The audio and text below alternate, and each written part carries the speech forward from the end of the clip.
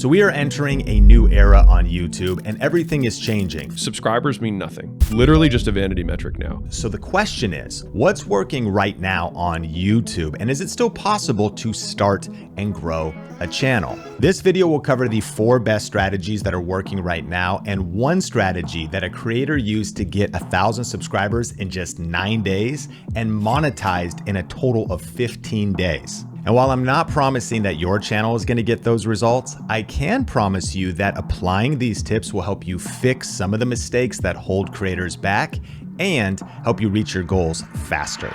You gotta just press record. Is it true that only the big creators, the top 10% of famous YouTubers, get all of the views? The answer is no, that's not true, but I understand why it feels that way. I mean, maybe you're even feeling discouraged because you put a lot of effort into a video, like you edit for 7 hours and you only get 7 views. That's super frustrating, and I can relate to that because it's literally been my journey. For years, I posted hundreds of videos and I wasn't sure why I just wasn't breaking out or getting the results that I wanted. So I think it's important that we take a step back and look at YouTube objectively. And when we do, we actually can discover a massive opportunity right now for new and small creators. Consider these facts. 7 out of 10 people that we surveyed said that they are seeing videos from small creators recommended to them on their home feeds.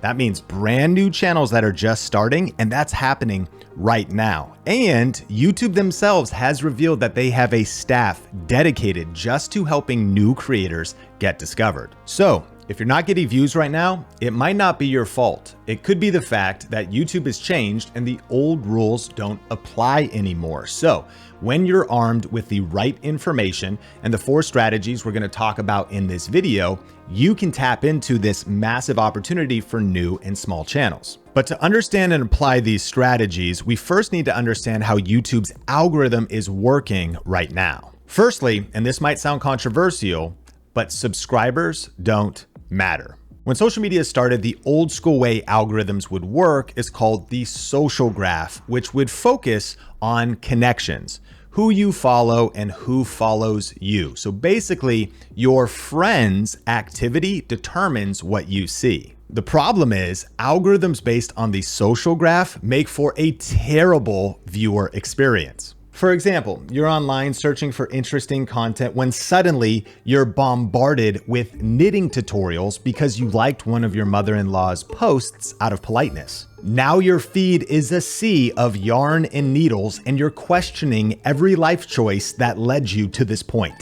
This is why social media platforms, including YouTube, are moving away from the social graph and towards the interest graph. This means that what's being recommended to you on YouTube is based on likes, searches, your YouTube watch history, and all of that determines what videos you get recommended. So instead of knitting patterns or moon landing hoaxes, you get recommended the content that you actually care about, not that your mother-in-law cares about. Essentially, the YouTube algorithm is like having a personal assistant who actually listens and remembers your preferences. And understanding this is critical to YouTube's success right now. In fact, one of the top business creators on the platform, Alex Hermosi, called this the TikTokification of YouTube. Look at this clip. In my opinion, all social media has switched to the TikTokification of social media. I actually think it's good because what it does is like subscribers mean nothing. Yep. Followers on Instagram mean nothing. They're literally just a vanity metric now. And so the only thing that matters is click, retain, reward. That's it. And it doesn't matter what the platform is, they're all the same. Is like, did you get them to click? Did you get them to watch? And did you get them to come back? Yeah. That's it. And so you could be a brand new account and have your first video do 10 million on the first upload ever, which I think in some ways is like a great equalizer and it makes the content king. So we just discovered a big key. If you want to get views, subscribers don't matter. What matters is creating smart, interest-based videos. Now, earlier, I mentioned a creator who's one of the students in our YouTube coaching program who quickly grew a brand new channel because he understood this. His name is Marco, and his channel is called Just Dream Italy. And from publishing his first video, it only took him 9 days to reach 1,000 subscribers and 15 total days to get his channel monetized. But what people don't realize is that he strategically tapped into interest-based content and search-based content when he was starting his channel. I was very prepared when I started my channel. I knew exactly what I wanted to do. I had zoned in really on the style that I wanted on my video based on other YouTubers that I admire. And so I really knew what I wanted to produce when I started with the channel. I think that's why the channel did take off, because I was prepared in terms of the actual filming of the content. I was prepared in knowing how to edit that content. And I knew who the channel was meant for. I knew what the niche was. I was really informed, of other channels who were doing similar things to a lesser quality and already getting a lot of views. Having that clarity, I think, is what made the channel take off.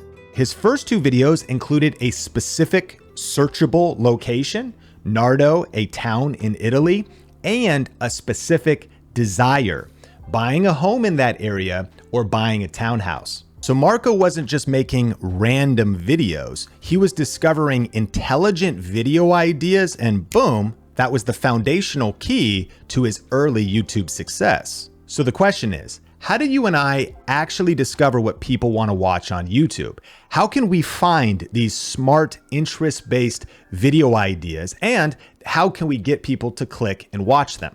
Here are the 4 YouTube growth strategies.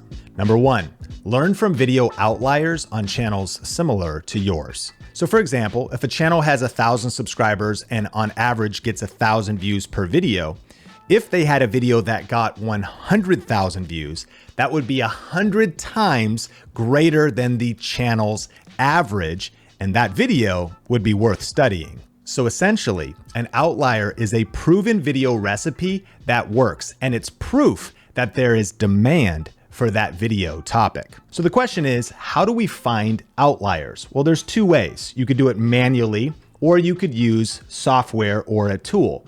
So if you do it manually, you would identify some competitor channels or similar channels, search their videos by most popular, preferably look for the most recent videos that have the most views, and kind of calculate the math yourself. This is worth doing, although there's a much better way, and that is to use cool software. One of my favorite tools for YouTube content creation is called vidIQ, and one of the features they have inside of the software is called outliers. Discover winning ideas to inspire your next video. So let's say that your channel was about real estate and you typed in a topic like buy a house. What's going to show up is videos that have a score next to them, 45x, 76x, 16x. What does that mean? Those scores mean the video did 45 times better than the channel's average, or 76 times better than the channel's average. So immediately you can start identifying topics that maybe you want to create on your real estate channel. Should you buy a house now or wait until 2024? How to buy a house at foreclosure auctions. And if one of these video ideas stands out to you, you can click these 3 dots and open the video in YouTube so you can watch it and see what you can learn from the video itself. You can search and find similar videos, or you could say, give me ideas based off of the outlier video you just identified. Is now the time to buy a house? Is 2024 the worst time to buy a house? And as we scroll down the page, we can find endless inspiration when it comes to titles and thumbnails. And again, the key here is that these are proven video topics that outperform channel averages that can inspire your next best video. Now, there's actually another way to identify outliers directly on YouTube once you've installed the vidIQ Vision Google Chrome plugin. And so what will happen is you'll start getting these additional bits of info when you go to any YouTube channel. And what you're looking for, again, is outliers. You can see this episode of the Think Media podcast outperformed the channel's average by 3.1. And so it makes it easy to scroll on the page. This was an 8.1 outlier score, 4.3 outlier score. So the goal is to quickly scroll through somebody with a similar channel topic or a competitor and find certain videos that stood out and then study those videos. Remember, success leaves clues. Let's say that your channel was about health and wellness and you wanted to dive into the topic of anti-aging. On this page, we can see inspiration with anti-aging fruits, anti-aging exercises, but up here, we can also filter our outliers by a couple of factors with this software. One of the smartest things is to not look at all time, but perhaps look in just the last 6 months. Maybe we want to focus on videos that are a little bit longer, over 10 minutes. How many views per hour are they getting? How many subscribers does the channel have? Maybe you want to just look at smaller channels that have, say, under 17,000 subscribers. How many views does the video have? But this first score right here is the outlier score, saying that, okay, do these videos have at least 25 times the channel's average views? And you could tweak these sliders and therefore get different results that can lead to inspiration regarding anti-aging content. And this isn't my niche, but I'm already inspired with these top 3 results.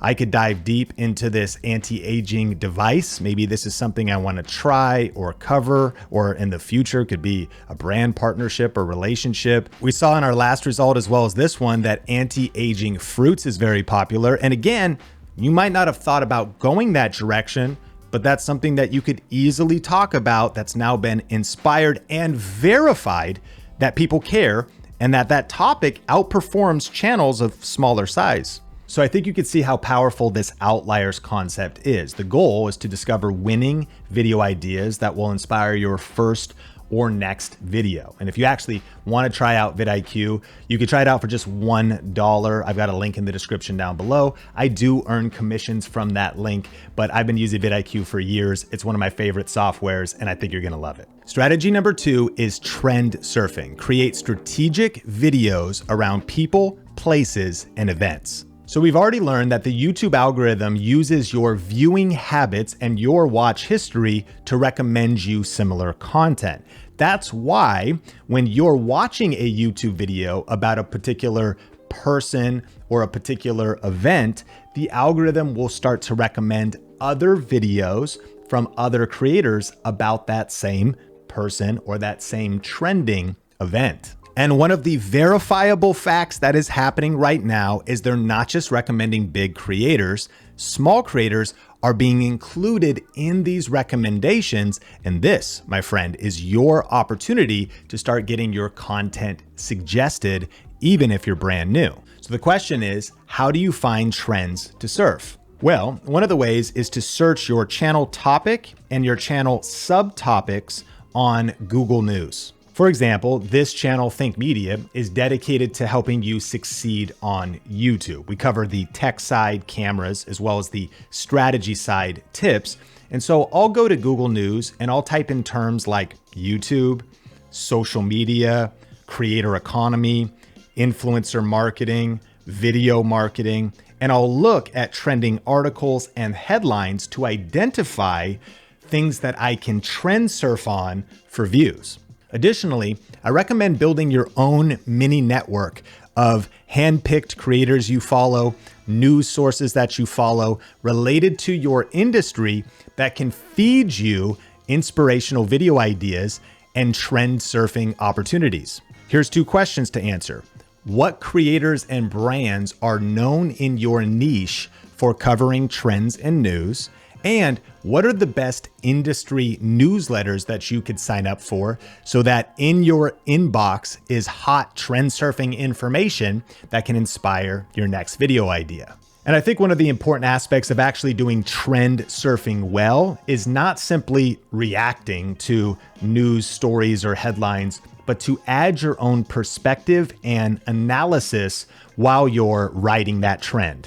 So we've just stumbled on a big key here. By understanding how the YouTube algorithm works and strategically creating content around current events, you can tap into a steady stream of views, even if you're starting from scratch, so you can grow to 1,000 subscribers and beyond faster. Strategy number 3, master video packaging. Think about this. If you're a brand new channel trying to get discovered, trying to grow, and YouTube starts to promote you and recommend your content to strangers on the different surfaces of discoverability on YouTube, you don't want to waste that opportunity with sloppy video packaging. So what is video packaging? Well, it's really a combination of the topic of your video, the title, and the thumbnail that is presented to the viewer that gives them the opportunity to click. If you were going to do it manually, your goal would be to come up with the most powerful topic possible, then to write a title that creates curiosity and includes relevant keywords.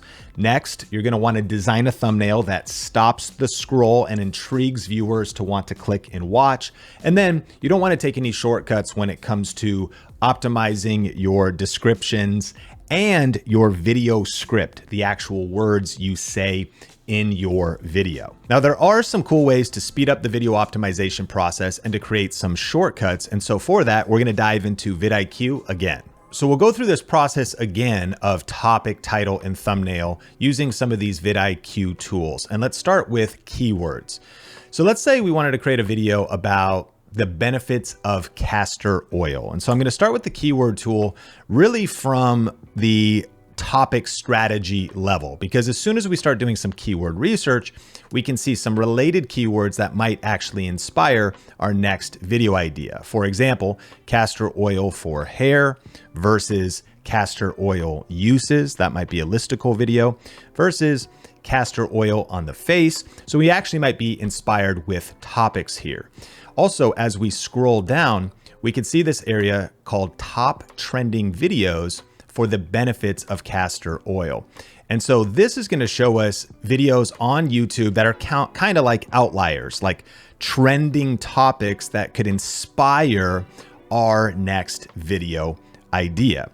But then after that, we may want to start coming up with some specific titles. So if we know that the video we're making is on the benefits of castor oil, we can actually use vidIQ's AI Coach to really refine the title of this video that we want to create. So I'm going to say, write 10 title ideas for a video on the benefits of castor oil. Now, of course, you could use something like ChatGPT for this as well. What we're seeing here with vidIQ is we're seeing them leverage ChatGPT as an engine, but layering on top of that, they're programming for this to be a YouTube-based AI assistant. And so it's kind of coming from that YouTube mindset, and it's just one of the features that they've included here in this software. So now we are really refining that packaging. Unlock the secret benefits of castor oil for your health. Why castor oil is a game changer for your skin and hair. Top 10 surprising benefits of castor oil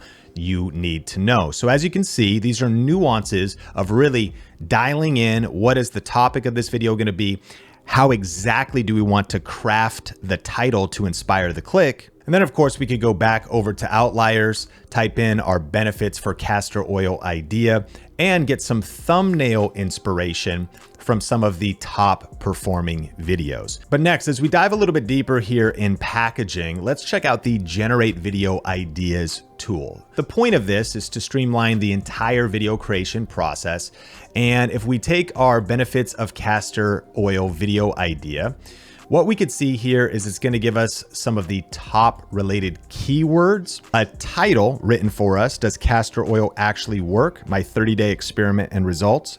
And then we have our description here, as well as the tags that we could quickly copy and paste into the tag section of our video. Now, we also see some thumbnail ideas. These aren't going to be your final thumbnail.